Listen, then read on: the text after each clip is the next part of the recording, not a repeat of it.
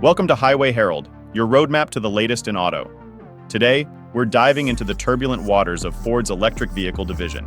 It seems like Ford's EV sales are hitting a speed bump, with losses accelerating and the company at a crossroads. Production has hit the brakes, investments are in the rearview mirror, and the workforce is shrinking. Ford's journey towards electrification appears to have taken a wrong turn, and if the current trends continue, we might soon be discussing the end of the road for Ford's EV ambitions. But don't just take our word for it. Let's shift gears and look at these 6 glaring signs.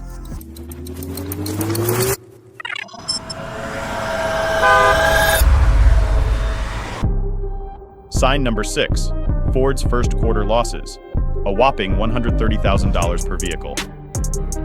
While it may seem like the most alarming issue, this is merely the latest in a series of setbacks. It's the inevitable result of Ford's flawed EV strategy, which has been riddled with missteps. We're all aware that Ford's EV venture is running on empty, but things have taken a turn for the worse. Recall last year's reports. Ford lost nearly $5 billion on EVs in 2023, equating to a loss of over $40,000 per EV. This year, the first quarter paints an even bleaker picture. Ford has hit the brakes on production, selling just 10,000 EVs in the first 3 months, a 20% drop from last year. Even more concerning is the 84% plunge in revenue, down to a mere $100 million. Ford managed to lose $1.3 billion on the 10,000 EVs sold in the first quarter, resulting in a staggering loss of $130,000 per EV. Interestingly, this report follows Ford's claim of reducing the Mach-E's production cost by $5,000. How is that possible? Well, these losses aren't just about manufacturing and selling these 10,000 EVs. They also include hundreds of millions spent on R&D for future EV models, investments that won't see returns for several years. Ford has projected a loss of around $5 billion for this year, mirroring last year's losses, but with even lower sales. Essentially, Ford's only strategy to curb losses at the moment is to cut back on EV production, which hardly seems like a winning strategy. Sign number 5, EV sales dropped by 50%. While the overall EV market growth is decelerating, Ford's EVs are in a tailspin. And it's not just the Mach-E, which saw a 50% drop in sales earlier this year. The situation with the all-electric crossover is so dire that experts estimate there are currently over 20,000 models gathering dust at dealer lots. At the current sales rate, it would take over 6 months to clear this inventory. The F-150 Lightning is faring no better. The all-electric pickup, once hailed as Ford's beacon of the future, has turned out to be a dud. With its disappointing real-world range and lackluster charging rate, demand has cooled to such an extent that we've seen an unprecedented number of canceled subscriptions.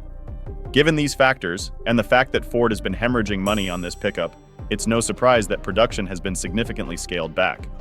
Ford even had to lay off hundreds of workers at the plant producing the F-150 Lightning. Overall, sales are down and continue to decline with each new report. Interestingly, while Ford's EV division is faltering, hybrid sales are revving up, with a 42% increase compared to the same period last year. Even the sales of gas-only models are up by 2.6%. Sign number 4, Ford lays off 70% of EV workforce.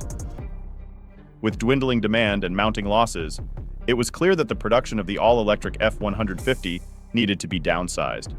And with reduced production comes inevitable layoffs.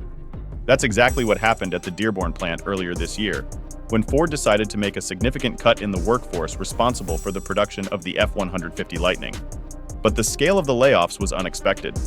Just a few months ago, this plant employed 2,100 workers. Today, that number is down to 700. As for the remaining 1,400, Ford had to cut their jobs at the Rogue Electric Vehicle Center and figure out what to do with all those employees. So, 700 of them were transferred to the Wayne plant, where they joined another shift for the production of the body-on-frame Bronco and Ranger models.